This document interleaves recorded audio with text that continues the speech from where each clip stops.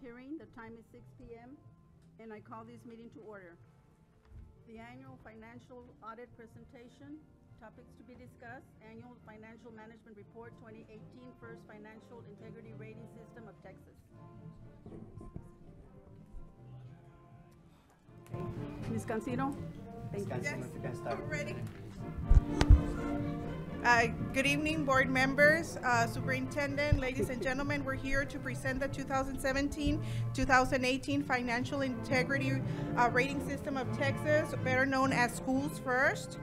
We just got our report card. Basically what it is our financial report card. So I will be going over the report. I did leave copies in front for you all.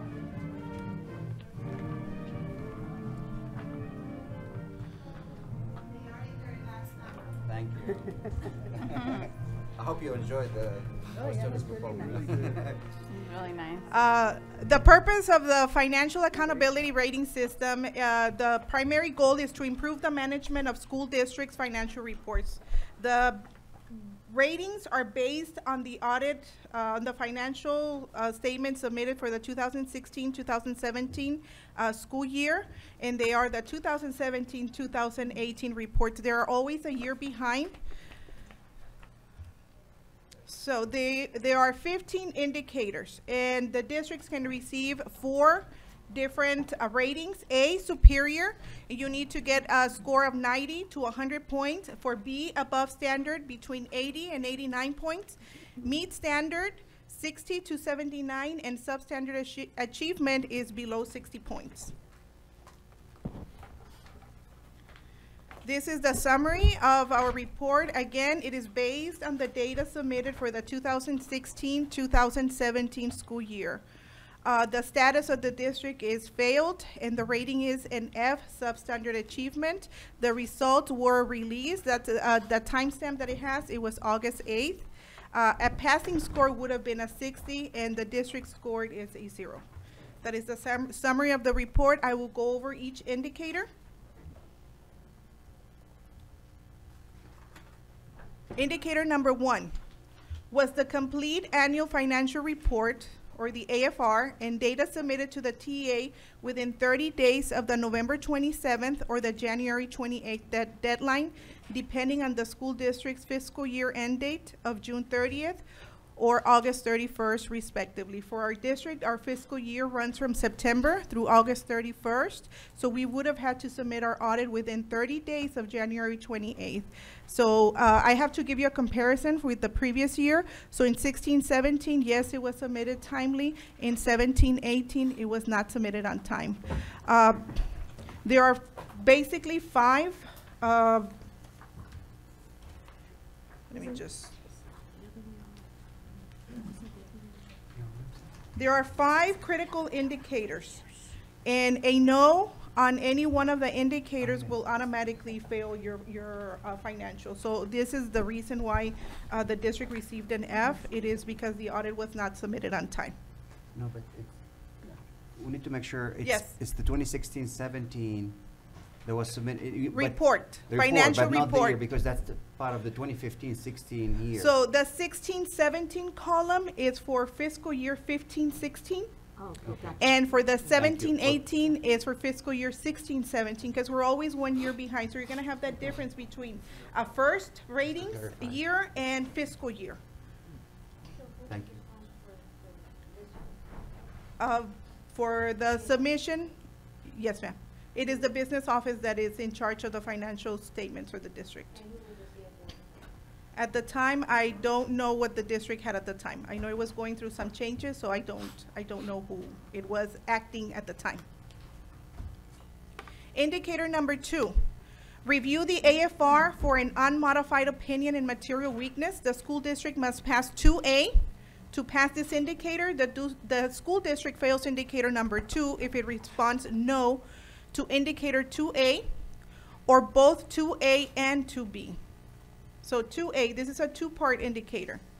2A, was there an unmodified opinion in the annual financial report, or AFR, on the financial statements as a whole?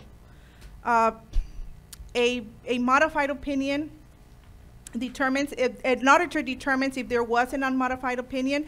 Last year, the 16-17 first ratings for fiscal year 15-16, the opinion was unmodified. For the 17-18 is a no.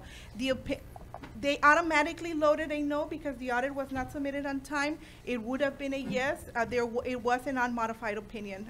You can look at the financial statements. So had it been turned in on time, it would have been a yes. 2B.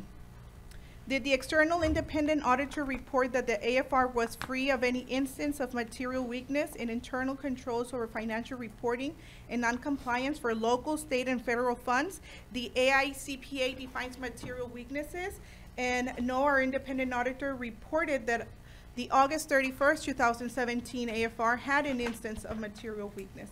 We would have still passed the indicator because in order to not pass the indicator, you would have had to have failed both of them.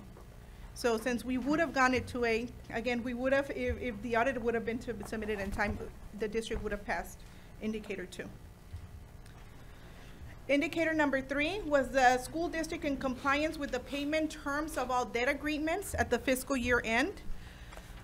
So the Don ISD had no instance of default on bonded indebtedness obligations for the fiscal year ended August 31st. 2017. Basically means that we made all our payments to our creditors, our bond payments, any lease payments. They were all made on time. So again, the report was not submitted on time, so it's an automatic no, but the district, I want to assure the public that the district did make all its debt payments on time. Indicator number 4, did the school district make timely payments to the teacher retirement system, Texas Workforce, Internal Revenue Service, and other government agencies? We did make all payments timely. Again, it defaults automatically to a no. Indicator number 5 was the total unrestricted net position balance in the governmental activities column in the statement of net position greater than 0. Don ISD's total unrestricted net asset balance, net of accretion of interest in the governmental activities in the statement of net assets was greater than 0. The net asset balance for the 2017 fiscal year was almost $60 million. So we would have received a yes in that. Again, everything, all the answers and all the numbers are in the district's annual financial audit ended fiscal year 2017. So that's where all these numbers are coming from. For number 6 was, indicator number 6 was the number of days of cash on hand in current investments in the general fund for the school district sufficient to cover operating expenditures. Last year the district received 10 points. This year we received none, but we did go through the process of calculating with the same methodology that TA would use, and the cash on hand would have been 129 days, which it would have been worth the 10 points. So what this does, it focuses on, does the money, that the district has enough money to cover 90 days without getting any revenue. It's what, typically the 90-day fund balance that they say. So this is referred to as cash on hand. Indicator number 7 was the measure of current assets to current liabilities ratio for the school district sufficient to cover short-term debt. Don ISD measured of current assets to current liabilities ratio was 4 for 2017. This indicator is a standard ratio used in the commercial lending that calculates the district's current ratio, assigns points based on greater than or equal to 3 being worth 10 points. So we were above the 3. Again, it would have been the 10 points. Indicator number 8 was the ratio of long-term liabilities to total assets for the school district sufficient to support long-term solvency. If the school district's change of students and membership over 5 years was 10% or more, then the school district passes this indicator. So it also takes into account enrollment. If you don't pass one section, it's a 2-step. You have an option, passing it with enrollment. Don ISD ratio of long-term liabilities to total assets was 0.18088 for 2017. This indicator calculates the district's ratio of long-term liabilities to total assets and assigns points based on less than or equal to 0.6 being worth 10 points. So anything below the 0.6 would have been worth the 10 points. Indicator number 9, did the school district's general fund revenues equal or exceed expenditures, excluding facilities acquisition and construction? If not, was the school district's number of days of cash on hand greater than or equal to 60 days? Donna ISD's ratio for 2017 school year was 5.8496%. The indicator seeks to prove the general fund revenue equals or exceeds expenditures and assigns points based on greater or equal to 0% being worth 10 points. So anything above a 0 would have been giving you the 10 points. And the district had 5.8. And we had 129 days of cash on hand also. Number 10, was the debt service coverage ratio sufficient to meet the required debt service? Don ISD's ratio for the 2000 school year, again, I apologize, it should be 2017 school year, was 1.7515. The district did receive the 10 points. In some indicators, you will notice that there is a point awarded. That's because those were actually calculated until after we submitted the audit, so it was in time for that column or that row to be populated in the report. Indicator number 11, was the school district's administrative cost ratio equal to or less than the threshold ratio? The district's administrative cost ratio was 0.91 for 2017. Last year, the district earned 8 points. This year, it kept the 8 points. Number 12, did the school district not have a 15% decline in students to staff ratio over 3 years? Don ISD had a 0.422 decline in student to staff ratio over 3 years. The district did receive the 10 points. Indicator number 13, did the comparison of public education information management system data to like information excuse me, in the school district's AFR result in total variance of less than 3% of all expenditures by function? The district received no points. Number 14, did the external independent auditor indicate the AFR was free of any instance of material noncompliance for grants, contracts, and laws related to local, state, and federal funds? The auditor did report that there was an instance of a material noncompliance, so we would have gotten a 0. And number 15, did the school district not receive an adjustment payment schedule for more than 1 fiscal year for the overall allocation of the foundation school program FSP funds as a result of a financial hardship, and the district did not receive an adjusted repayment schedule for the 16-17 school year, so we did receive the 10 points. There was a report put out there that had all the information there. The district earned 38 points. Had we submitted the audit in time, we would have received 88 points and we would have gotten a B.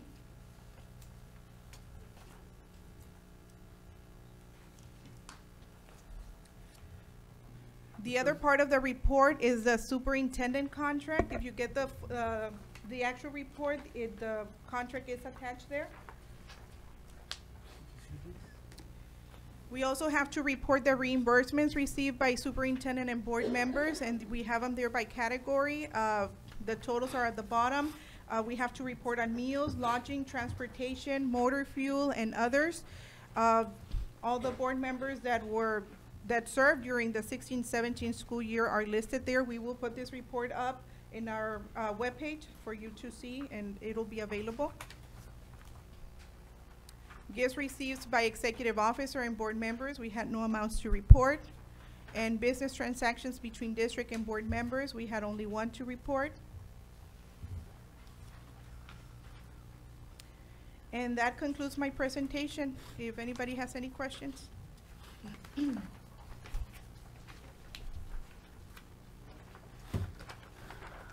Just one on Yes, indicator 14. What is the material noncompliance? It says AICPA defines material noncompliance. Can you give me an example what that is? An example, they base it on, well, one on severity and two on the dollar amount. So once they establish materiality for a school district of this size would be maybe upwards of $200,000 to $300,000. Any adjustment above that amount would be considered material. And depending on the severity, if it's something that just kind of, you know, we reclassified it because we put it in the wrong function, that's not really material weakness so long as we're within the function. If they had to, if it affected the financials because we, you know, are going into fund balance to look at it, then that would make it a material weakness. Overall, I believe that it was just the status of the financial statements, and all that is at the back of the audit.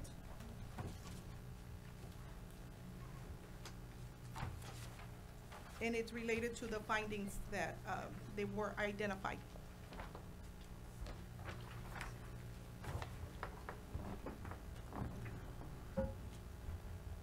Any other questions? Scotino. Yes. What was the driving force, or had to be a driving force behind this audit being late?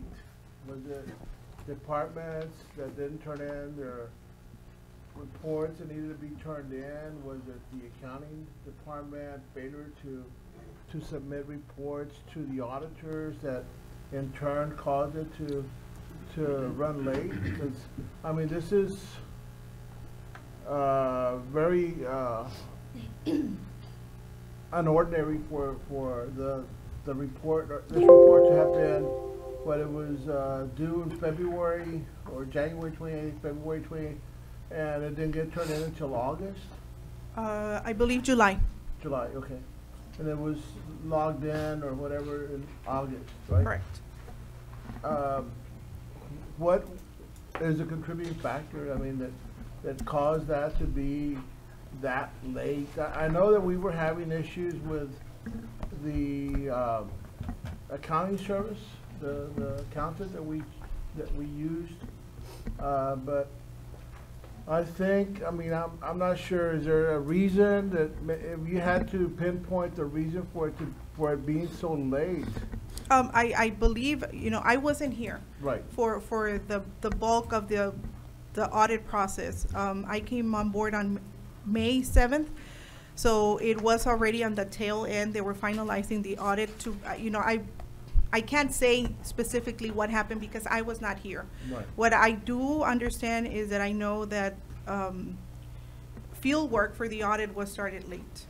So that already, you know, puts you behind schedule because there's no testing being done. I believe testing was being done either in January or in February. Again, I don't have the specifics because when I came in here, it was at the tail end. We moved forward.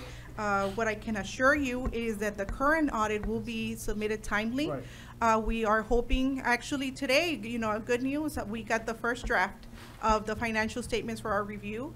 So we are at the, you know, just closing our current audit. So what I can tell you is that, you know, we will submit this one on time. I'm hoping that we'll be able to have sometime in December, if possible, to approve the report and, you know, for you all to review. Again, going back, I hate to say anything when I wasn't present to attest to what happened.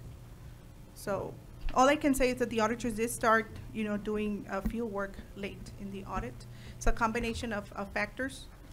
So that's my best answer. Okay.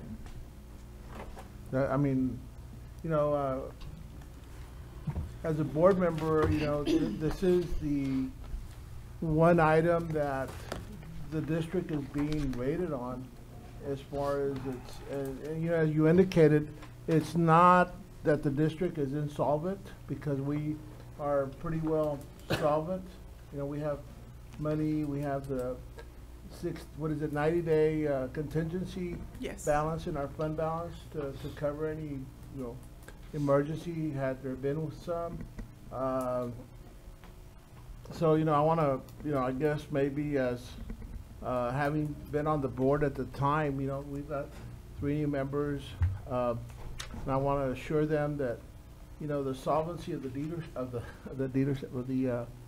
the school district is very solvent as far as the money goes, we pay our bills on time, you know, our bond rating payments are made on time.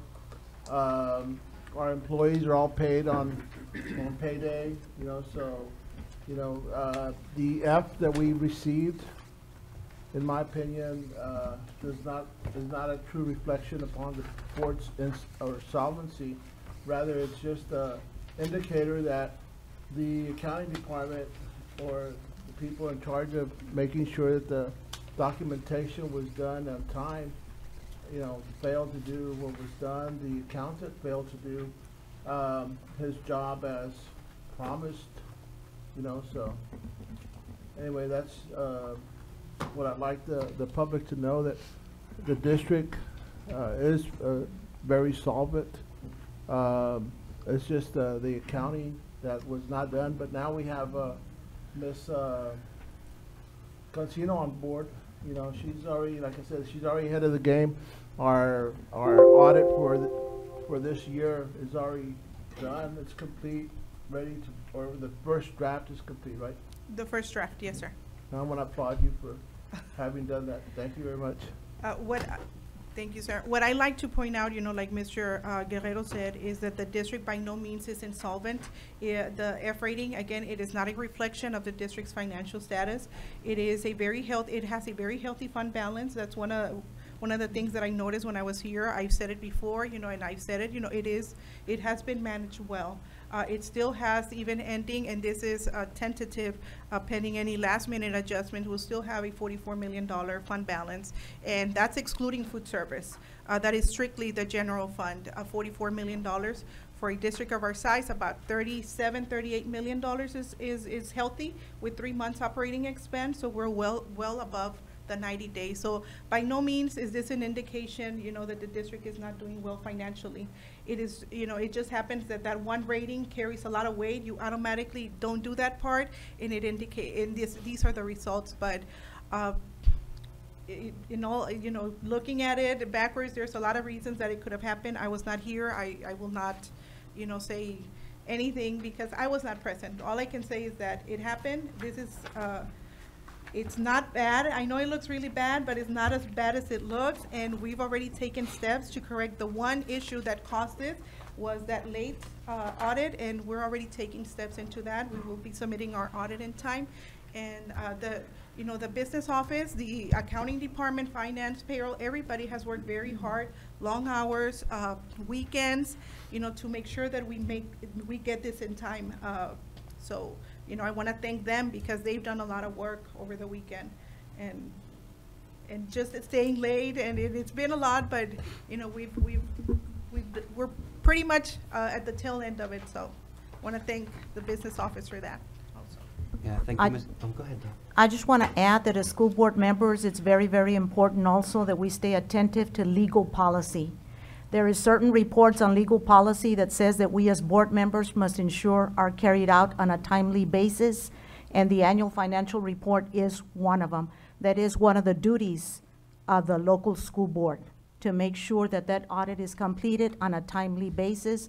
But I do want to commend Ms. Cancino, because when we came in on board, that was the first thing that I addressed with her. Where are we for the next annual financial audit? And she said we expect it to be completed by no later than December. So great job, Ms. Cancino. Thank you.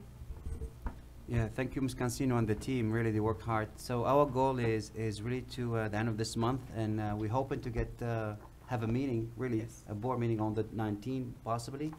We're going to share that with you later, but so we're in constant communication with our auditor. We get the first draft, and hopefully next week, sometime next week, we'll be able to discuss it and hopefully finalize. That's the goal.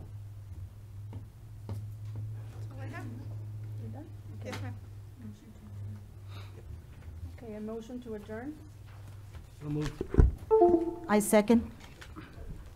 made by Mr. Del Rio, second by Ms. Valdez. Okay, the time is, 6:25. okay, time is 6:25. Welcome to tonight's regular board meeting. Please stand for the pledge of allegiance and a moment of silence.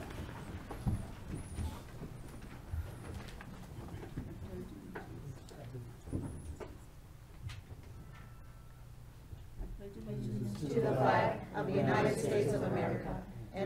republic for which it stands, one nation, under God, indivisible, with liberty and justice for all.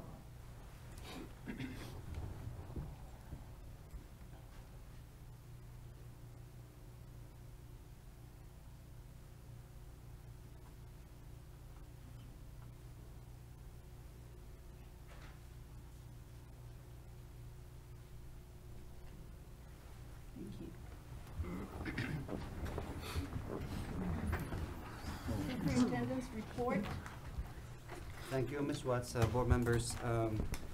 As you know, we have, after adopting our Lone Star governance, we have a calendar, monitoring calendar, right? So today we'll be monitoring goal number 3, and Mr. Rana is here, prepares a presentation for us, so we'll be presenting about goal 3.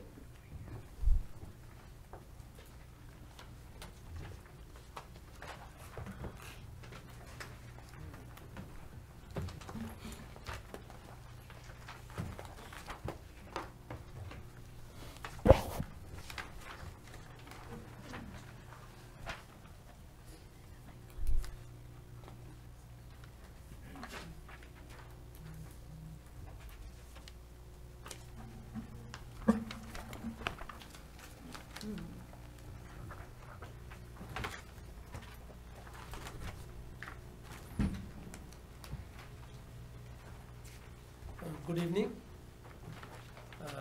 board members, Dr. Isais, public. I'm presenting today is CCMR, College Career and Military Readiness. This is our board goal number 3.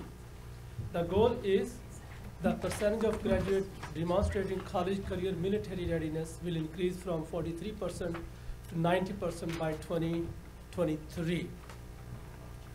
So under this, the big goal, the CCMR, we have a 3 goal board decided to grade on. 3.1, the percentage of graduate meeting the Texas Success Initiative in both ELA reading and mathematics will increase from 19% to 43% by 2023. So the TSI is a Texas Success Initiative where the students, they take the exam and they need to pass both reading and math in order to be labeled college ready. GPM 3.2, the percentage of graduate meeting earning in industry-based certification will increase from 9% to 20% by 2023. Our third board goal is the percentage of graduate earning AP, IB, dual enrollment credit and or an associate degree will increase from 38% to 60% by 2023. So these are the big goals. So today we are reporting the class of 2019 graduate. The student, they are going to graduate 2019. That's the data we are presenting today. So 2018 graduate, the CCMR was 43%. Right now, we have almost, we are in December, and we are about to finish our first semester, and then starting the second semester, and all the way to the October, we have a time to go from 43% to 51%. That's our goal is 51% with 2019 graduate. So just want to point out the number 2000, there is a, just like Ms. Consino presented, her financial report is 1 year behind, the CCMR report is also 1 year behind. So this is not the 43%, what you see is a graduate, they were graduated in 2017. So the goal is 51, the student, they are going to graduate in 2019. So just wanna bring to your attention, we are 1 year behind in our state accountability in CCMR. When you put the CCMR, we have a domain 1, 2, and 3. This is a part of domain 1. In domain 1, we have a 3-part. STAR component is a 40%, CCMR is a 40%, and graduation rate is 20%. So we are out of that domain 1, we are talking about the 40% of the whole circle. Just to, so though the data look like a 43%, it was at the end of the year. But now we are in December, we have a whole like 6-7 months to go, and we are already 42%. So we are heading toward the right direction. Though the arrow look a little bit down, but we are working because this is in the middle of the year presentation. It's not the end of the year presentation. So our goal will be at the end will be 51%. Can I repeat back just to make sure I'm understanding? So for domain 1, for the accountability system, for that domain 1, 40% is the CCMR, the other 60% is graduation rate, is that right? 20% graduation rate, 40% is the EOC, end of the course, staff. 20, okay, assessment. that's the other 40, 20, and then, so we're really looking at a subset of domain 1. Domain 1, 40%. Okay, thank you. And domain 3. And domain 2, because they, in other way, every domain affect the other domain. Okay, Because domain 3 is closing the gap, and then we are looking at the subpopulation and all those things, so which does affect the CCMR. So, but the main thing is the CCMR, domain 1, 40% of the people. And we're looking at the district, right? Because the campus, like in the case of like middle school and high and elementary, CCMR does not affect them. They don't have the 40%. Only, Their Right. domain only one high is school. strictly 100% around Yes. star Yeah. scores. So this is district, okay. and the high school is similar. And let me repeat one other thing to make sure I'm understanding. So you said that this data we're looking at is projected for the seniors that are, the students that are seniors right now. But the 43% when it says 2018 is the students that graduated last May? No. No. So it's confusing, and I know Ms. Arana, when we were working on this presentation, and we met with last week, we went back and forth because we don't want to confuse the public, and we definitely want to confuse you. What we have, as far as like official data, whether it's released by TEA, it's out of the 2018 accountability system we just released back in August, right? That is 1 year behind as far as CCMR. So the DEA looks at the graduates Okay. and what the percent of them who meet the CCMR a year behind, kind of like an accountability, Oh, kind of got like the it. finance system. So although it just came as part of the accountability system for 2018, they were the 2017 graduates. So I know it's confusing, and again, we went back and forth. So out of the accountability system, right, we just have 43% of our 2017 graduates met career, college, or military readiness. So that's really what it is. So that's the official number, and that's why we're using 43% as the initial. baseline. Exactly, baseline. Oh. Now, may I say, Mr. Ron? Now, we did work, and we talked about this. We did work over the summer when we got here. We worked very closely. We went actually to Edinburgh because they were as a district. Because when this information was released back in August, we looked at our score, and we were 43% of our kids only met CCMR. That translated to a score of 73 according to TEA.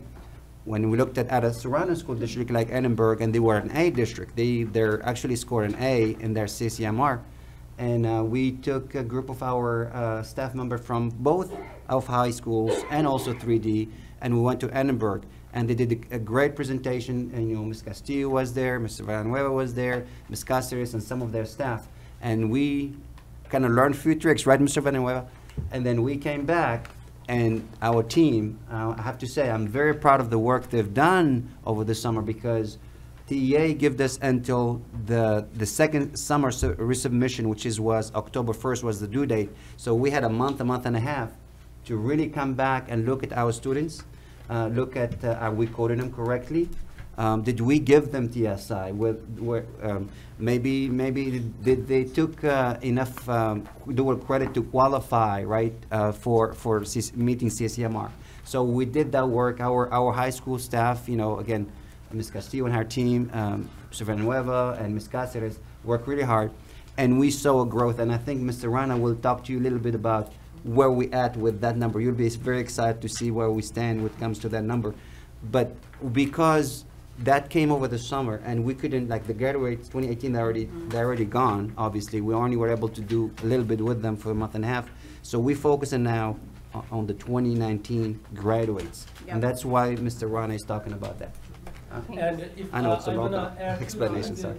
that in August, we are looking at the SAT, ACT, and TSI. We could have could have beneficial only TSI, because ACT and SAT, they take the snapshot in June. So we call the graduate, they graduate, we call them, okay, if you have taken any college course during the summer, so may have not registered you, so we were calling them student by student, and then making sure they take the TSI, and then we created that during the week, and then so we monitor their TSI so that we can get the credit for 2018 graduate, which will be 2019 accountability. So the data I'm presenting, this is the 2019 graduate, accountability will be 2020. So it's 1 year behind. So the thing I'm gonna point also right now on your screen, you see the elementary 100% star. Everything is star based. They take 10 tests in elementary, and then they take the 10 tests in middle school, all based on 100% star. In high school, you see the star is 40%. CCMR is 40%. Graduation rate is 20%. So right now the data I'm presenting of 40%. Star EOC, so what they do, they take the EOC for that year, but take the CCMR from the previous year, and the graduation rate from the previous year. So the 60% is getting from the previous year, 40% from the current year. That makes the 100% of that year the accountability. Make sense? Mm-hmm. So it's like it's very like when you are putting the students together and number together, you want to make sure that I'm not messing up with the 2019, 2018, and so on and so forth. So it took some time to really put these things together. And I also want to bring to this one how the college career and military readiness came up. So you see the college ready, we have a AP test, IB test, SAT, ACT, TSI, and 3 credits in ELA, math, or 9 hours in any subject. And then complete uncredited in on-ramp course or meet standard on the composite indicator readiness. So the whole thing is college readiness. Then this piece is career readiness, and this piece is military readiness. So there are 3 pieces of the CCMR. Today I'm presenting this piece, and this piece together, CCMR. Is your career ready data, is that from the classes at the CATE, the career technology? Yes, sir. Like the kids that are getting Certification, certified for yes, sir. welders, what is it? Welding, What's the other? NIMS for the certification. cooks, the chefs. Yes, sir. Culinary. Yes, Culinary arts. Yes, sir. And I know we got kids that are doing body work and Yes, sir. auto collision. So all of those kids, are they receiving some type of certification? Yes, if they take at the end of the course, they take the certification exam. If they pass that examination, that's where we get the credit, Okay. because they have a industry certification. Industry certification. And they have to follow the sequence. They have to take Yes. all the core. Right. Yeah. All right.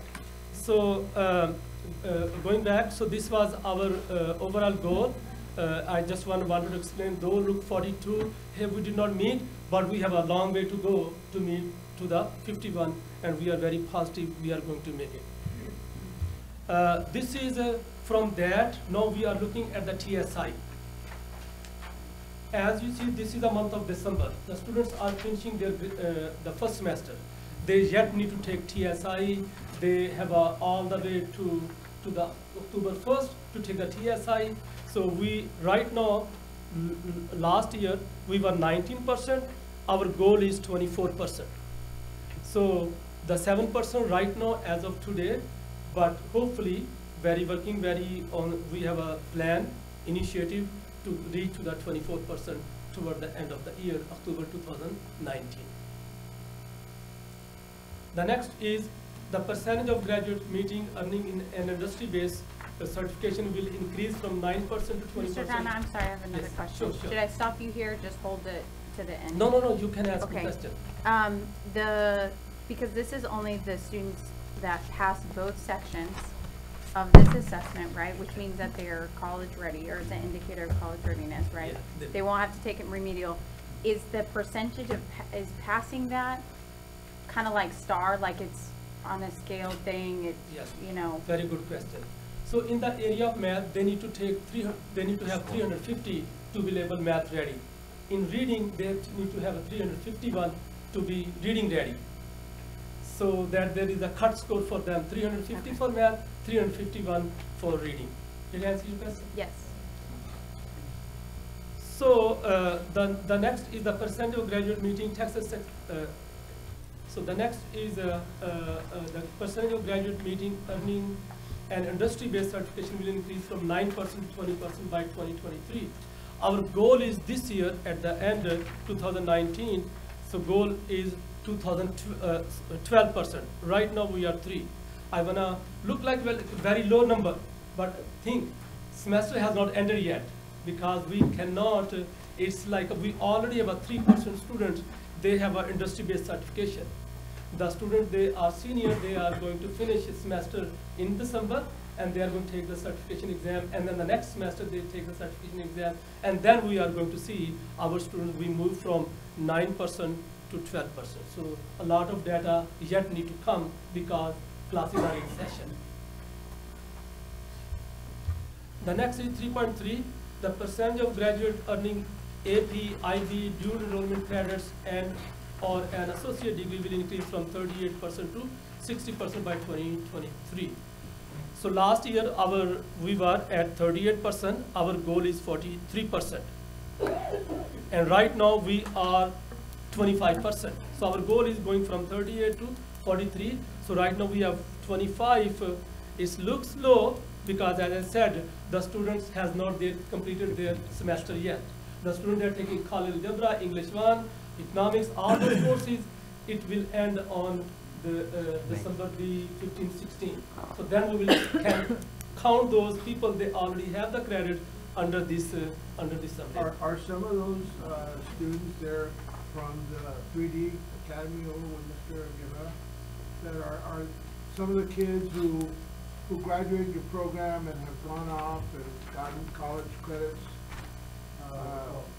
Are they part of this? Some are enrolled in SEC right Yeah. now, but we currently have students attending SEC as we speak. But the challenge is that we have to get not just one course, we have to get 3 courses. Okay. About 9 hours to do enrollment.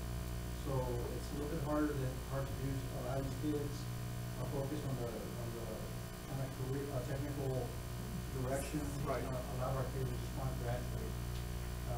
It's a good challenge. Yeah, I know that a lot of those kids, like you said, we're wanting to get them, their dropout or people who, they're dropping back in and trying to recapture their high school diploma.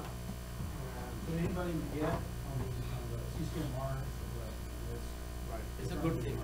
They're, So as an example, this 25%, does this mean that 25% of our current high Met the school 9% grad- threshold, yes. 25% of our current high school Seniors. seniors are enrolled in either an AP, IB, or dual credit. They have already credit. They already have Not 9 enrolled. hours. Have credit. Yes. Okay. They have to have 9 hours, 9 hours was the 3 classes of dual credit, so 25% of our kids already earn 9. And the reason why Mr. Rana is saying that number will go up, and it will go up, is because maybe some of them are already like in their 2nd, possibly in their 3rd class. So by the end of December and possibly in the end of May, more students will earn those 9 hours. So they are in the middle of yeah, exactly. So in that March report, we will have a really accurate read on who's on track to getting the. Yeah. We'll have, that number, these numbers will be way higher, that's for those sure. are taking in our sophomores, they're taking. Junior classes, and yes. And the new juniors, seniors. Yes, sir. And it takes it all into consideration. But you will get the credit when they graduate. Just keep in mind, we will get the credit from them when they graduate, like they will be graduating. It's Oh. not like we get that from everyone, sophomore, junior, senior, but once they graduate, that's the credit we get. Oh, So okay. our initiative, I wanna just speak So about that. Our it's initiative. not data that is being accumulated until, it's not achieved until graduation. Yes, sir. Like we have an initiative When this the year, we wanna accountability. start our TSI in 8th grade. That's our initiative.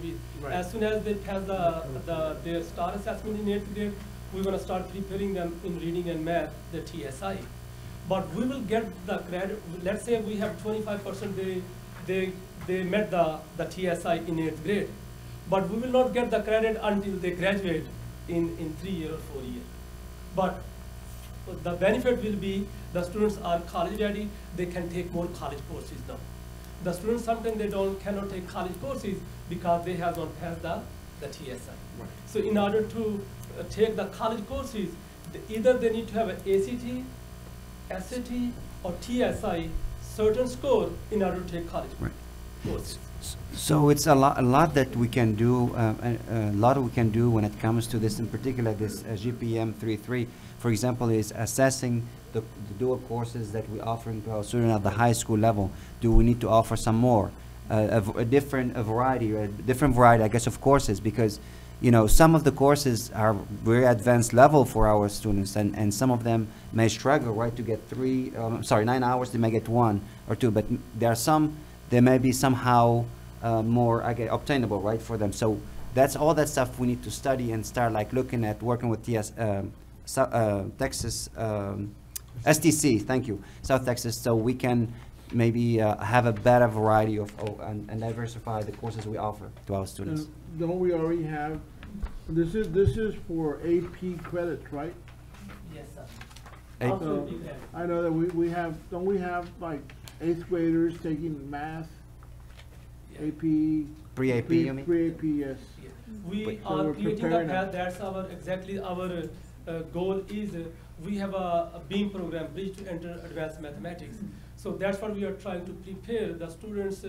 They are in 8th grade, they take Algebra 1 in summer in short course, and then when they go to the 9th grade, they're already taking the geometry or taking the Algebra 2, and then pre-calculus and calculus. So our goal is preparing our students.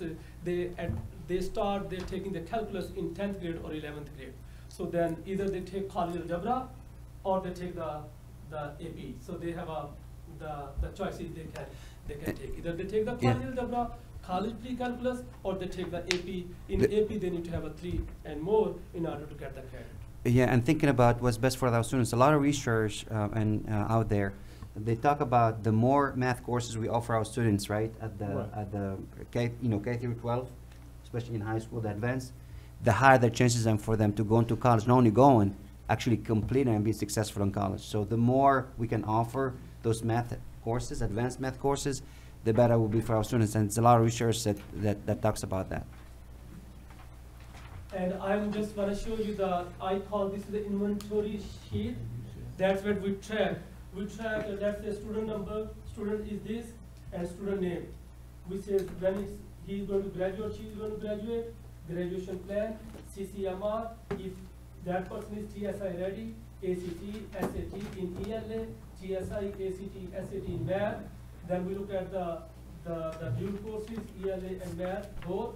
So we track every student, put on this sheet, see if they are not ready. If they are not ready, we get after them, okay, you need to be either college ready, career ready, or military ready. Our goal is all our graduate, they have exposure to this thing, so they can be either one ready, either college ready, career ready, or military ready. Who's tracking that? I created this the inventory sheet, and then our counselors and the principal and the dean, we are working as a team. This is incredible. Like, I'm blown away because this really hones it in on the individual student, and instead of just always looking at data in bulk, I think that what I could only imagine what that drives is like knowing our students at an individual basis better and taking action on an individual basis. Like, I'm super excited about that. So- I can only imagine the amount of time for everyone, not only the actions it takes, but even the data tracking. And that's what I said, thank you for sharing that, really, because that's what I was just saying. I'm really proud of the work that our principals and our folks did at our high schools, but Mr. Rana also for really leading this work. This is really started like, what is it, August, right? Yes, sir. And we tried to take care of our 28, as Mr. Rana was saying, the 2018 graduate. We had to call them back, and so, but then, It's this very is the greater individualized. system for us right now. We're using it for this group of seniors, the 2019 graduates. Is that being included in the student profile? Well, like, Like, I mean, I'm sure that they have a. you're talking about their permanent folders or something? Yeah, individual The- profile. The- The themes, sort of the indicators are on. Yeah, and the themes, themes. So we can run Oh. theme reports off those, some of the areas. So we're high tech, huh? Makes it easier. Working, yes, yes. So I just wanted to show you the work we are doing behind the scene in order to reach those goals. It's not just like there is a whole institution behind. We are getting, the goal is from 25 to 43, and we have a plan to get there. This is the student evaluation. Next step is we are proactively monitoring CCMR students 2 years in advance. As I said that we are going to start working from the 8th grade students, even 4 year advance. ACT prep, SAT at campuses being embedded into the all curriculum, TSI prep sessions at campuses, Imagine Math Pathway utilization of TSI, ACT, and SAT. At that moment, we are also exploring how can we bring something in the ELA so that we can prepare on the ELA side, as we have in the math, Imagine Math. We are providing professional development CTE teachers in order to allow them to have a certify and prep students.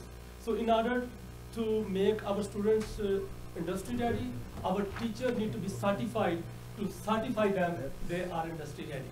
So they need to take the certification exam to administer the certification exam for the students. So it's a long process. If I'm not,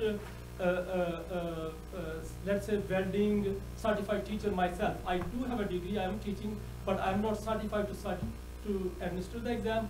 I need to take the certification exam first. So that's what we are doing right now. We are making sure that our teachers are certified to administer the certification for the students. So one example is the NIM certification. So we already have a national level certification in our district we are administering. And I have all those certificates that need to be given. 14 students, they already have a NIM certification from down North High School under Mr. Preet Singh's supervision. So a lot of good things are happening, and I have those 14 certifications to give away to down North High School. Yeah, and if I can commend also Mr. Moreno on his work, he's been really working really hard to get that done.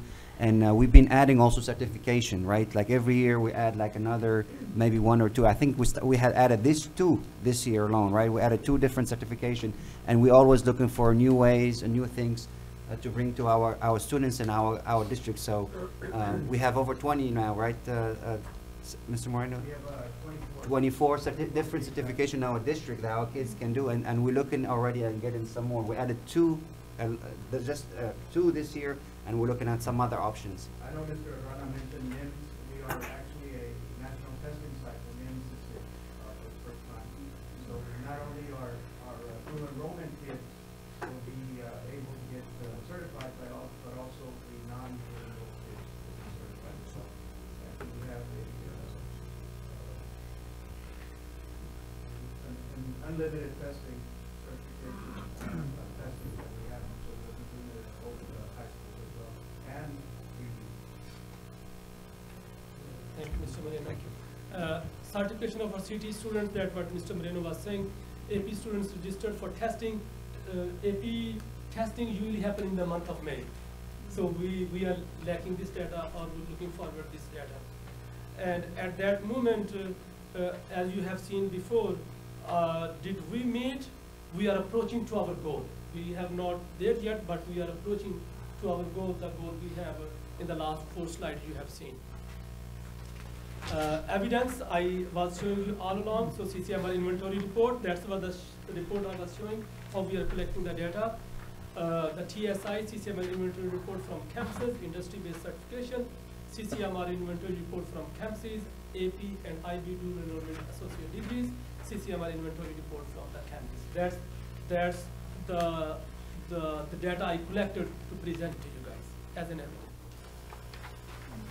So I'm gonna also present the student being recognized. Below is the number of students in 2019 cohort achieving college, career, and military readiness. To 230 out of 1,003 students, college ready, and career ready 249, and the military ready 49. So these are the students as of today. They are ready. Out of 1,003, we have still a very good 10 months to go. The next is a superintendent constraint, goal 3. The superintendent shall not allow excessive staffing ratio in the district. The Mr. percentage of Dana, the, I'm sorry to stop you again. I have a question on the TSI. Sure. You said that you felt positive that we would get there to our goal for this annual year. I see one thing on this list as far as next steps, TSI prep sessions at campuses. What other things make you positive we're on track to getting there to 24%?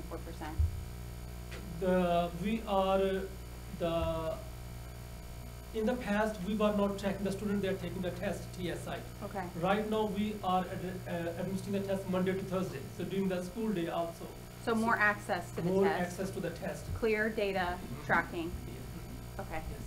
Yes. Mr. Rana, I just have one question, because we just came in not too long ago. Who actually comprised these goals? Who was the committee or of composing these goals, or was there like a committee, principals, teachers? How was it done? Yeah, so we went through an entire process where really it started coming out of our Lone Star governance training. And one of the things that happened over the summer was following out of the Lone Star governance training in March, we had a workshop where we started to pull together and look at the data, the board pull together, look at the data, put that in front of the cabinet. The superintendent at the time when he came on in July started to look at the goals, make revisions, figure out what were going to be the top goals, put it in front of the cabinet, get input from the DLPAC. Yeah, that's right. And then, but really this was like, I would say a part, phase 2 from even the previous year, because when Mr. Castillo was here, that was when we first really started talking about student goals. And so even the literacy goal was there present. We didn't formally adopt it into policy because at that time we hadn't gone through like Lone Star governance. But we're definitely looking at like things like early childhood literacy and other student outcome goals, but it wasn't as formalized until after we did the Lone Star governance training. So over the summer we did the workshop, cabinet meetings, superintendent came in, DLPAC, and then also did a survey of the school community. Parents, teachers got input about those goals. And we should get you all the data that came out of that. Will Survey. you The get Google that survey. to the new board members from the Google survey? Input on the data, did more revisions. There was like 3 or 4 more rounds of revisions with the board members and the superintendent to create those goals. Okay, yeah, that's good, that's excellent. I just wanted to make sure that the principals were included, since they're the leaders of the campus. I just want to make sure that they were included and that they had input from the teachers in the classroom that are directly impacted by these decisions. That's all, I just wanted to make sure.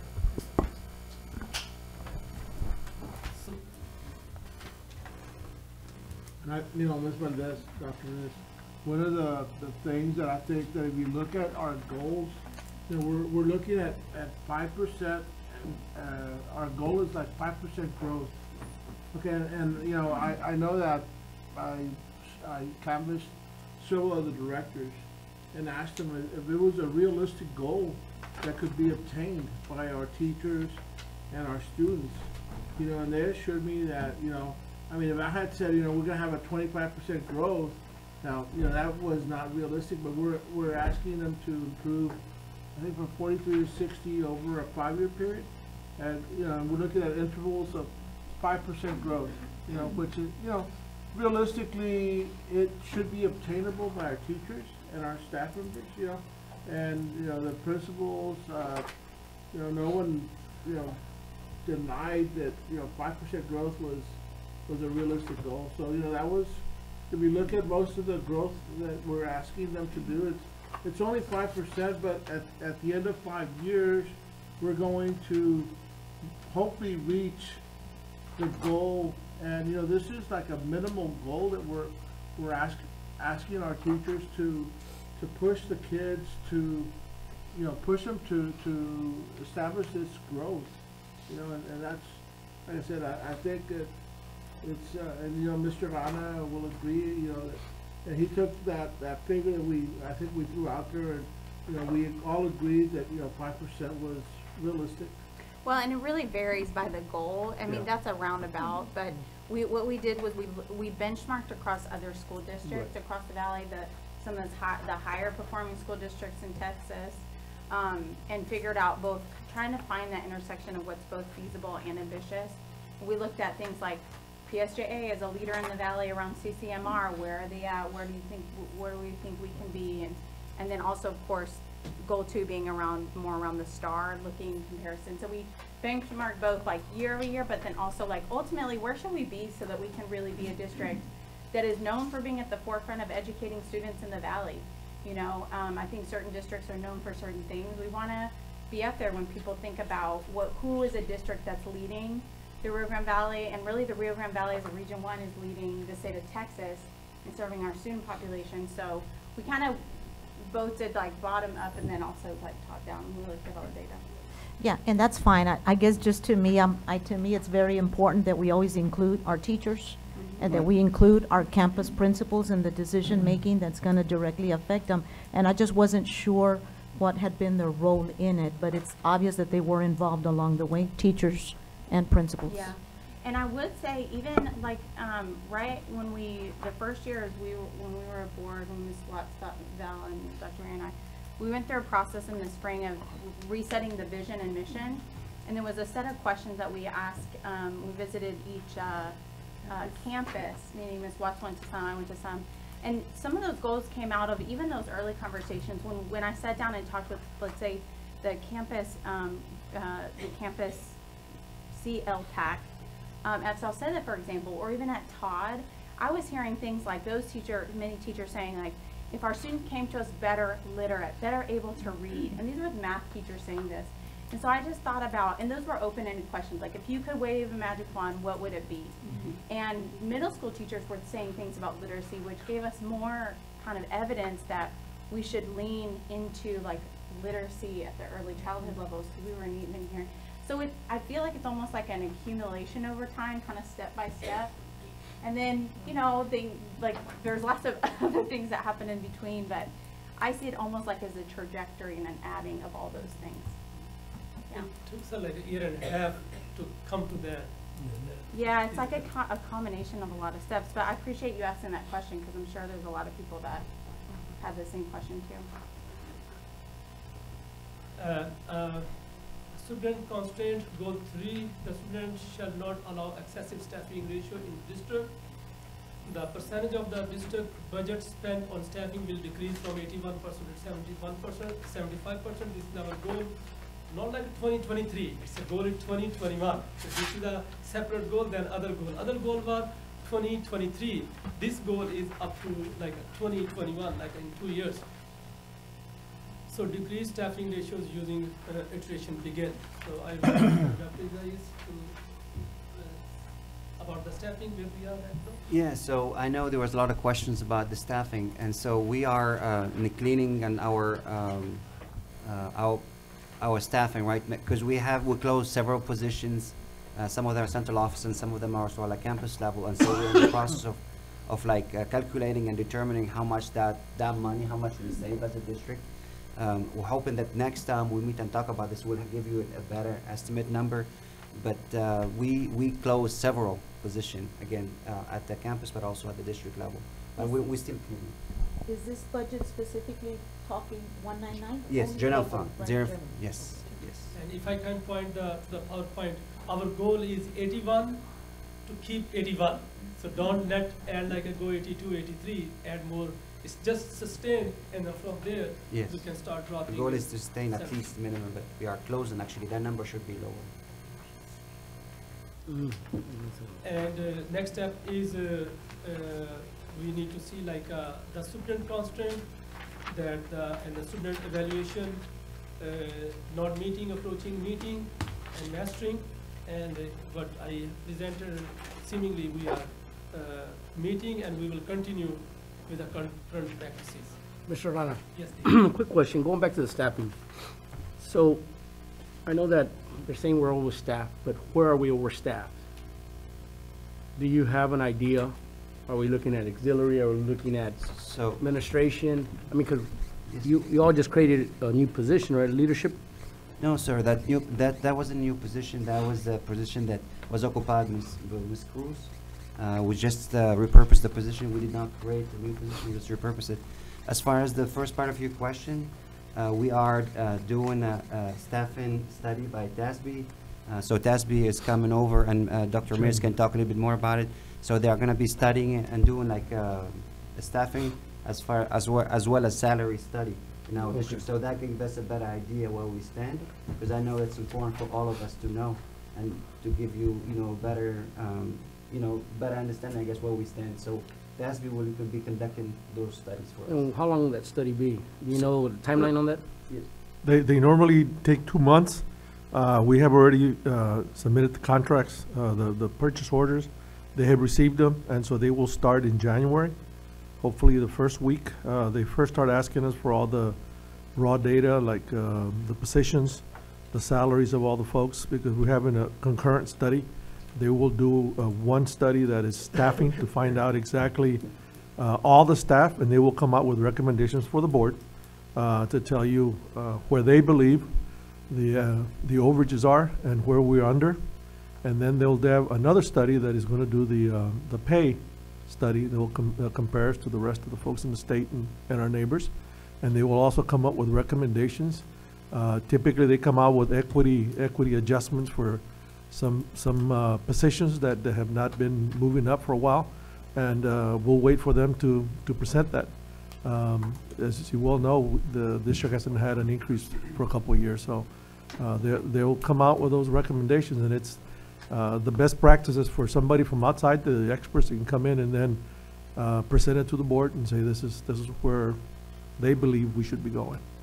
I'm presently doing some calculations based on our staffing guides, which sometimes become a little controversial, but we're looking at those, and I want to produce that report here by the end of the week, hopefully to turn it in, that will show you what we are now, presently, based on elementary, on the staffing of 22-to-1, 25-to-1 at different grades. At the middle school, that was the one that was a little bit more controversial, and I'll let you know exactly where all the teachers are, who they are. And then at the high school is a much tougher one. They'll do that study also. But at the high school, typically, you staff by student request for courses.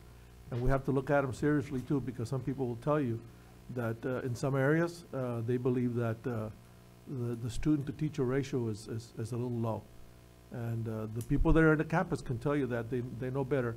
We get reports also that we can look at, and again, I'll produce that so that we can look it over and have an idea at where we are now. And again, the main study will have to be done by TASB. They can give us all the recommendations. Okay, so right now we're saying we're overstaffed, but we don't know when. Am I correct? It's perspective, like I said when we met. The perspective might be we're overage at the middle school, but again, we So have we're over in teachers? in teachers. That's what whenever they tell me overage, they're talking about teaching bodies. Okay, but what you need to look at the needs that they have.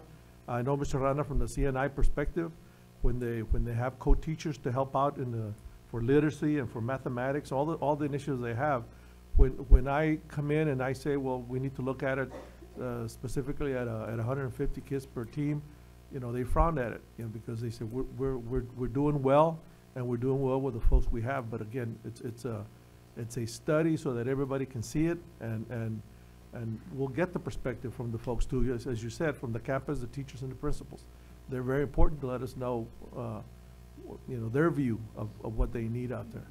But again, we use some guides, and it was not by myself. We had a big group of folks, and we finally settled on something, and we presented it, and that's where we are now. But again, people will tell you, at some areas, they believe they're over, and, But it's not whether they believe, shouldn't we be looking at data? that's what I'm gonna present to you all. I'm collecting it all to show you exactly where they are and where I believe that they are, over based on the staffing guide. That's all I can give you, based on a staffing guide. So the overstaffing review that y'all are gonna do, when is it expected to be completed? The one from TASB, The one for task? it should be early spring, ma'am, maybe, 2 months after that, January, February, March, the By latest. March? And they'll come out way before you even consider budgets and everything else, they will have it. Okay, thank you. And I can call them on tomorrow maybe, or Monday, and see what they need already, so we can provide them raw data. Along some lines, can we also get, I know job descriptions is one of the things that I look at, because the temptation sometimes is, we have positions available, and we don't have the right people for the right positions. If we don't kind of tailor those positions, job descriptions to those jobs that are required out there.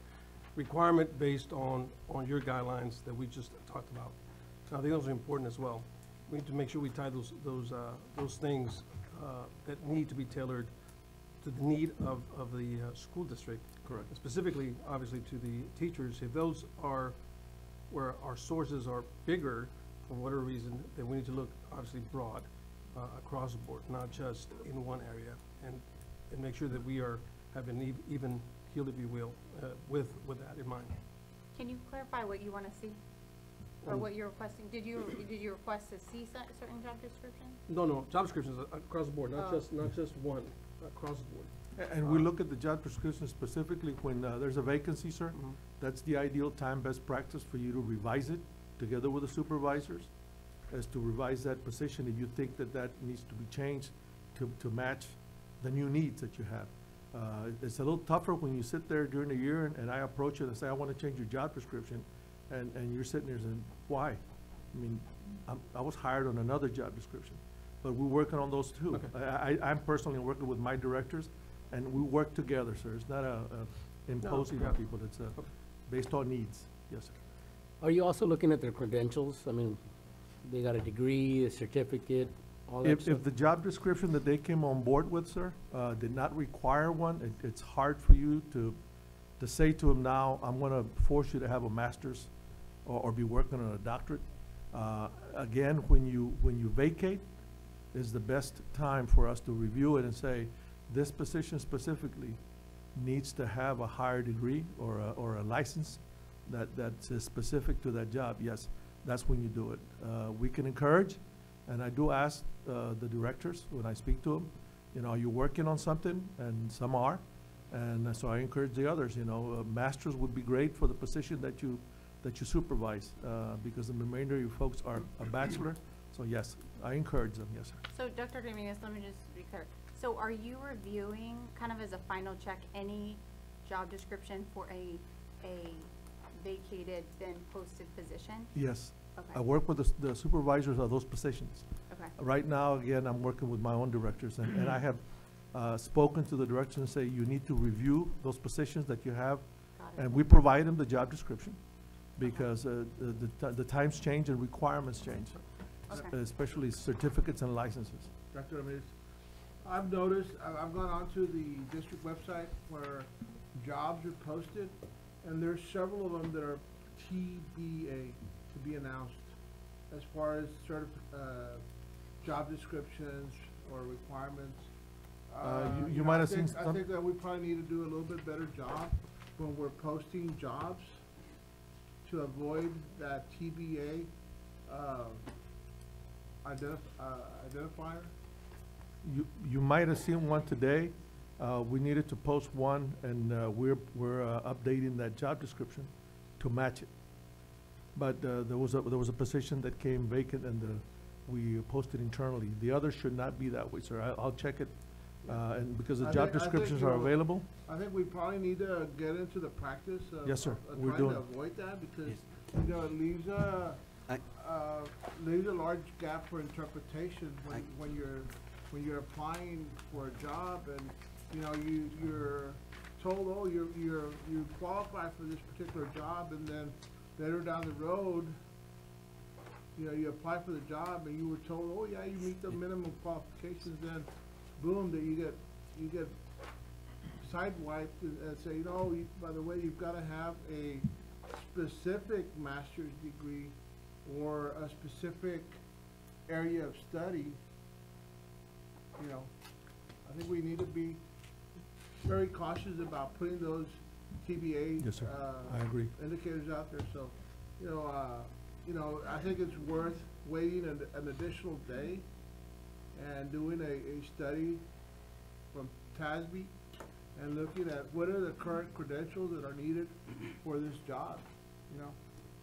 Because, We also compare with other Right. districts that have positions, because we do have TASB. Gentlemen, I think we're straying a little too far off the topic, so we might want to okay, thank you. bring it back in. Thank you, sir.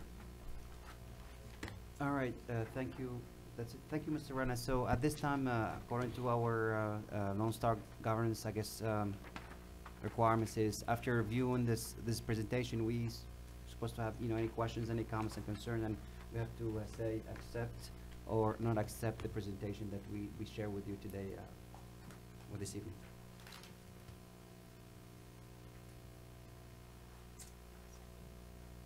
I move we accept the report. Second. Vote in favor? Favor. Favor. Favor. Accept. Thank you. Thank you, Mr. Rana. Number 3, we have, open forum.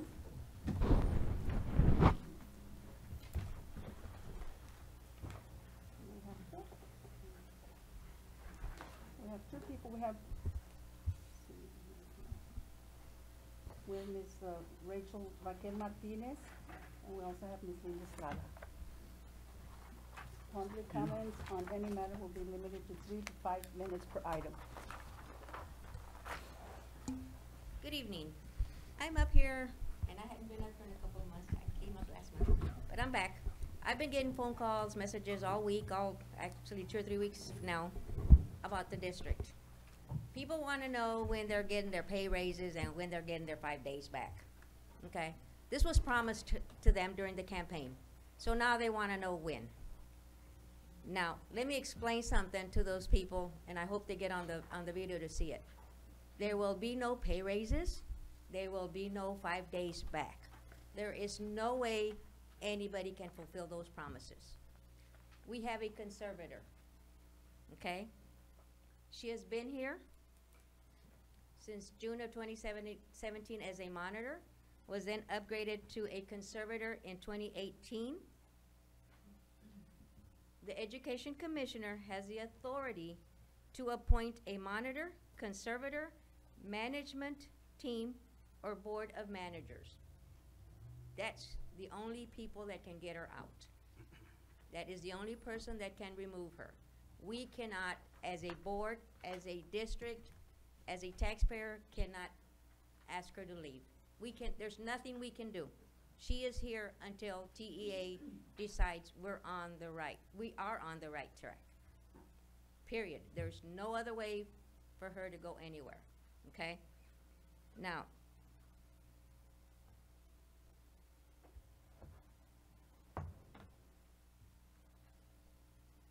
in the conservator role, she oversees the operations of the district, which means she has the authority to tell the board what to do, okay? That is something that people need to understand. There is nothing anybody here can do. That is up to the Education Commissioner. We are here with her. She is here with us now because of previous board. Not the last board, the board before that. That audit that was done, that is why she is here, okay? Are we moving in the right direction? Right now, I hope we are. But it will take a long time for us to get back on track. That first report, prime indicator of why we're not on the right track. Okay, hopefully with new CFO, we will get there. Get a better score next time. Now, like I said, people want to know when they're getting their pay raises. When are they getting their 5 days back? I know that we're on a very tight budget. Our student enrollment is down, like by 350 students, which means ADA is down. So do we have the money to hire people? No. Do we have the money for pay raises? No. There's two ways we can get money into this district. Is one, increasing taxes, or doing a RIF. Those are the only two ways we will get more money in here. And personally, I would not want to see either one of those two things done. It is now up to this board to control the finances, and that means not hiring anybody that we do not need. If people are at their job, if they leave and it does not need to be replaced, then don't fill it. We are in dire straits as a district financially. We do have to have a 3-month fund balance, which we're just like right there, which means if anything catastrophic happens in this district, we're done for. So there's no money coming in, and of course the state has said that because our taxes are so way up there, they're also diminishing our money to the state. We will not be getting as much money from the state as we've been getting, because our county taxes have gone up. So the county's getting more money, so that affects our money from the state. Thank you.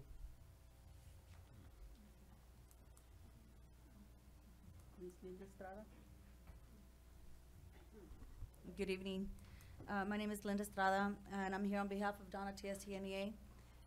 First of all, I want to thank you for allowing our association to become a partner in supporting this district, the support the district is providing our teachers who are being required to obtain their bilingual certification.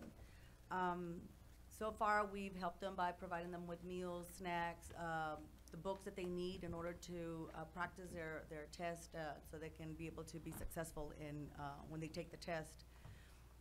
We also have a vested interest in making sure our members are appropriately certified for their positions, making sure our students are served as they should be. I did leave a copy of that, of what I have with me right now, and so because of time, I'm not gonna go through everything, but we do have some interests that we have addressed and some suggestions that we have offered. And again, we are on the same page with the district when it comes to making sure all teachers are being supported. We believe that those things which are not yet in place should be reviewed and applied to make this requirement a better professional experience. And this is based on the information that I have provided for you. That way you can take time to read on it. And I know our staff, Yolanda Gonzalez, has met with Dr. Z, has met with Mr. Arellano at the bilingual department. We have been working closely with him on this issue. Again, thank you for allowing us to partner up with Donna ISD and the bilingual department in order to help our teachers become successful. Thank you.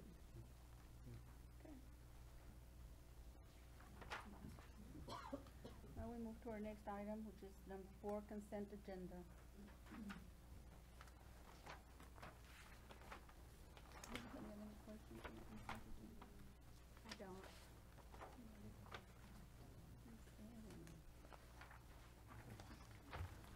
Need a motion? Okay, I've got, I'd like to have something that I'd like to open for discussion. One is, So you need to pull an item? no, Mr. not to Guerrero? pull, just for discussion. So because it's on consent agenda, we'll need to pull it from the consent agenda so that you can discuss it. Okay. So is that what you want to do? Yes, I'd like to pull that. The one that I'd like to discuss would be the class size waiver, and also,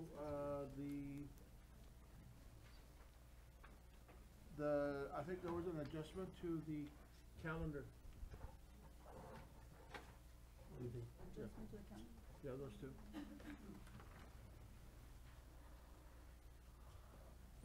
Are you saying B1 and D1? Yes. Thank you.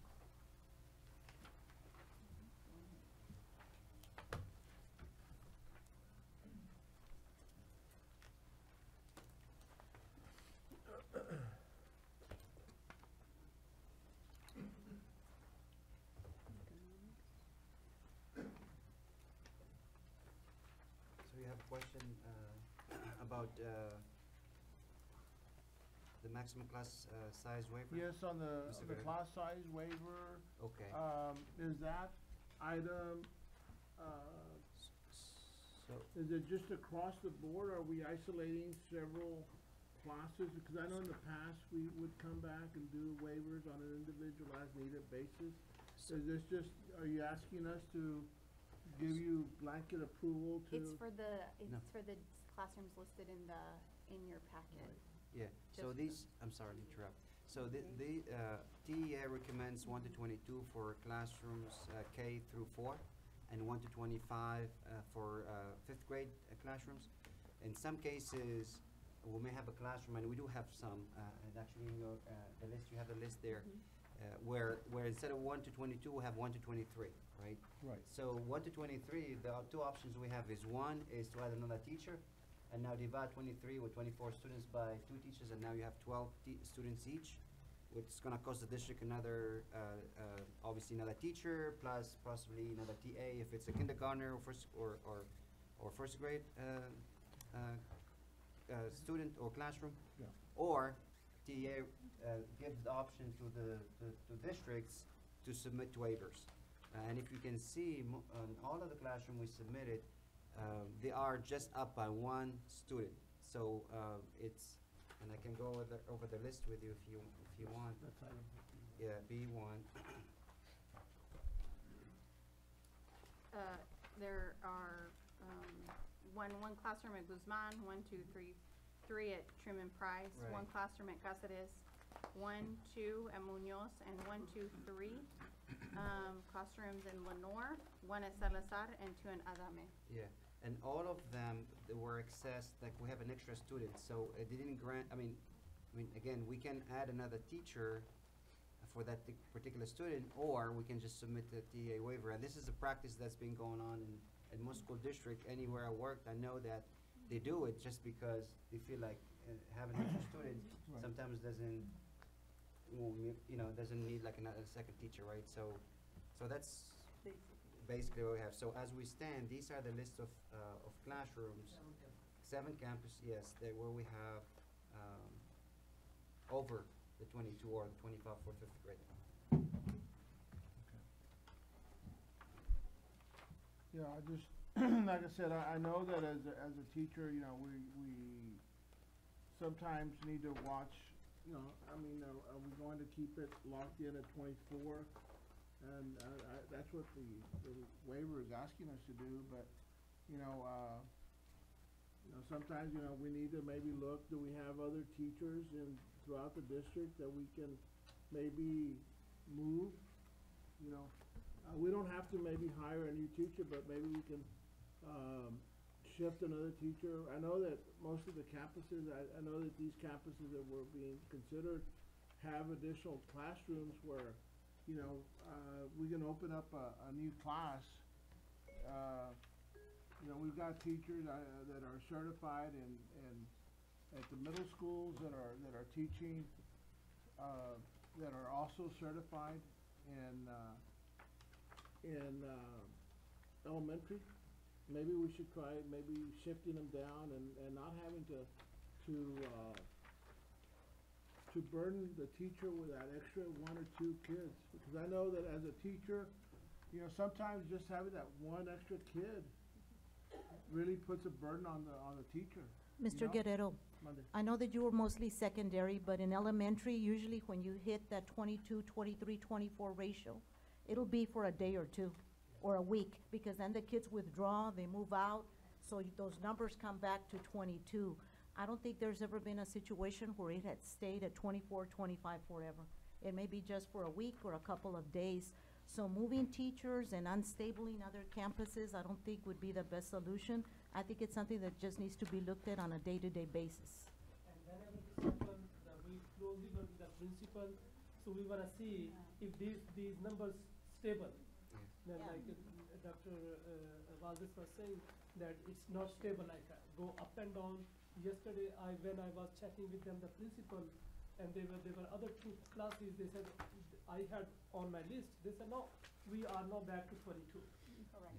So those are very unstable numbers. We work very closely with the principal, so we see the fluctuation of the number and then we. Correct, correct, and that's exactly what Dr. Valdez and Mr. Rana was saying. We have a high mobility rate and high mobility within our district, but also outside, like in the valley, right? So we have kids in and out like all the time, and so having an extra kid here and there, and I know it may be a burden, I agree, even 22 it may be a burden, but because it's like we have to, you know, because of the mobility rate and the changes that happens, we have to watch and see. We work with our teachers and we work with definitely with our principals as well. When there is a definite need, we work with them to make sure their needs are met.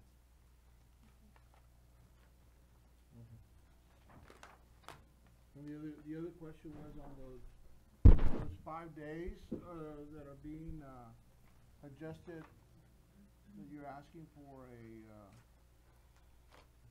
Well, it's the number of days that appeared at on the auxiliary calendar.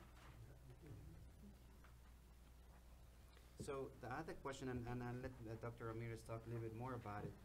It's this change happened, and it happens on our system and teams. So this is not this change already happened as far as salaries and stuff like that. The change what did not happen is on the compensation plan that was submitted. I guess it was It was a typo. It is 185 day. As you can see, I gave you the corrected, just the numbers highlighted, 185, and the old one said 187. But the calendars that are done, that I work with, and I work with transportation director, and I work with the CMP director, and for them, the June the 10th would have been a single day in June. I mean, that week, they didn't want them to come back just to work 1 day, se acabó, that's it. So they removed that one, and then the holiday that was paid previously, in years previous, was taken out of May. And so that was already done. They're already drawing only 185, they're not drawing 187. My intention here is that when somebody sees this compensation book, they see the corrected number. And you see the corrected copy tells you 185. The one before it is what's in the book now, 187. It's a typo, and I needed it corrected.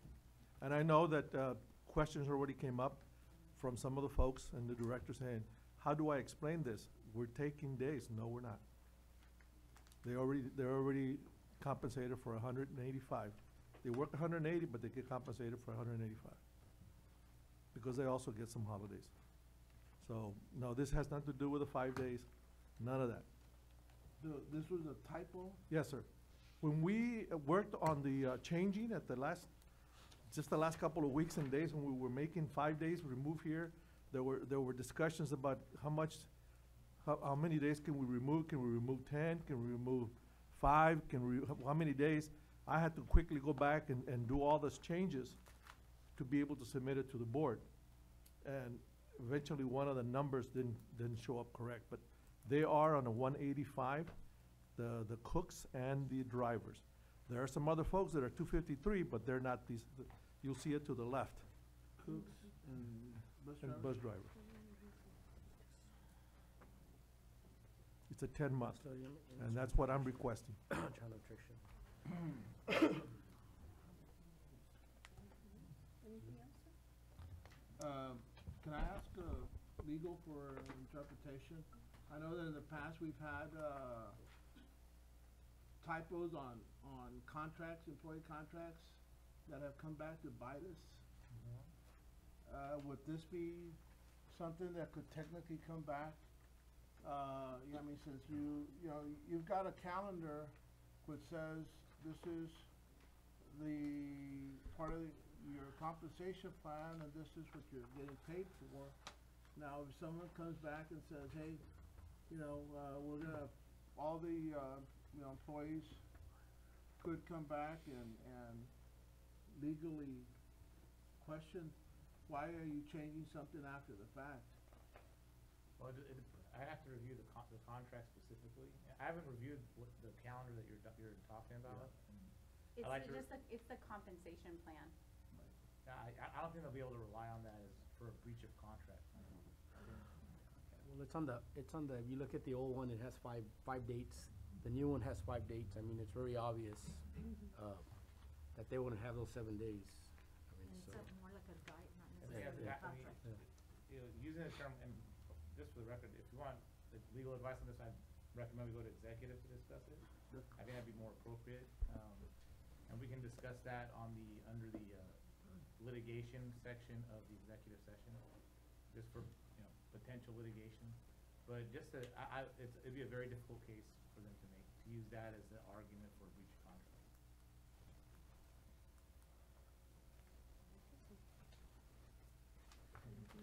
I do recommend against typos though.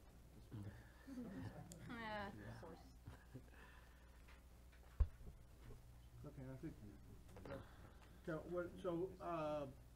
you're advising us that, I mean, we can pull this and come back after executive session and vote on this particular item, or? I mean, if you wanna put it up for a vote and see where it goes, we can go there. I mean, if you wanna table it for later on in the agenda, we can do that as well. May I You gotta interject? get a motion on either one. I'm just gonna make the motion that we approve. I mean, looking at it, it's in black and white. I mean, there's an error, there's a typo. I mean, they're not gonna come back. There's only 5 days there. There's 5 days on the previous paper. I mean, Do we need to I second the approve, motion. do we need to approve these two items as separate since we Yes. pulled them? Yes. Okay, so Just we'll to be vote, fair. I'm in favor of the first one. May I One interject real motion quick? for the first I think the confusion here is, how many days did the auxiliary have to start off with the previous year? And I believe they had 193. Okay. So if you take away the 5 days, That puts them at it brought them to 188. 188, Yeah. right? And so I know Memorial Day was gonna be taken away, and then their birthday, which brings them to 186 days. Okay. I'm just saying. So it should be 186. 6, not 185. And so now you're, okay, so then they June, removed so then June, June so was they removed, wouldn't so come that, back. so that brought them back, so that brought them to 185. And I have the notes Okay. when I met with the director. So it was a big typo. There you go. So we Yeah, have a I- motion I- and you got a a motion, second. second? I'm in Okay. favor. Okay. I'm in favor. Okay, we're gonna vote for those two items For the apart. first one, the Yeah, academic yeah, services. so we got a I'm in motion, we got a favor. second, we got 2 in favor. I'm also in favor of the consent agenda with the exception of those two No, items. no, we're just No, voting no, on. no, we're only doing one right. bell. On B1. Yeah. Right, B1. We're voting on B1 okay. Yeah, only right now. that's the one. Did you vote? D1, I'm sorry, D1. I'm in favor. Motion, second motion. You vote in favor, Alicia votes in favor? Favor. Okay. Okay, who made the motion, Alicia? You made the motion? No, No, that- no, David no, Rios no, made the David motion. made the motion. All No, right, David Mr. De Los Rios. Motion, then motion, I second. Mr. De Los Rios made the motion, the And I Colonel second. second, favor, Favor. favor, Yeah. favor. Motion passes. Motion passes. This was on, The other one, no, no, on D1. now we're going to this one, B1. to B1. The academic services, discussion possible action to approve submission of a maximum class size exception waiver to the Texas Education Agency for Donna ISD. We need a motion. I make a make a motion. I second. Motion, Make the Valdez- motion. Ms. Valdez, a motion, Mr. De Los Rios seconds. okay, and, In the rest favor. of you? Favor. Yes. Motion passes. Now we need a motion for the consent agenda. Yes. I make the motion to approve consent agenda. I second. Okay, motion made by Dr. Valdez, second by Mr. De Los Rios. In favor. Favor. Okay, the motion passes. Now we're going into executive session. As authorized by the Texas Government Code sections 551.071, 072, 073, 074, 075, 076, 082, 083, and 084. Now we will move into executive session.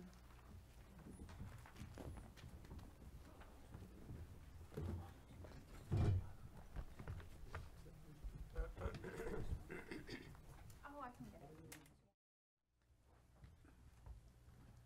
it. discussion of superintendent's recommendation of personnel, recommendations for professionals, paraprofessionals, and auxiliary personnel, update of district personnel. There will be a motion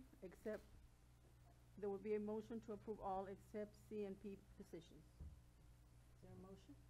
I make the motion to approve all recommendations for professionals, paraprofessionals, and auxiliary personnel except CMP. Is there a second? I second the motion. Okay. There's a motion by Dr. Rondez, second by Mr. Perez. How do you vote, sir? Mr. Guerrero? Favor? In favor? Favor. And also vote in favor. Motion passes. Okay, the second one is the B, discussion and private consultation with attorney regarding pending or contemplated litigation, settlement matters, and/or matters where the professional duty under state board requires private consultation with the school attorney. No action. Okay, no action, so we're ready to approve. Yeah. So now there's a motion on the floor to adjourn this meeting. Second? I make the motion to adjourn. I'll second it. In favor. Favor. Okay. Motion, it's 9:08, and we are now adjourning this meeting. Good.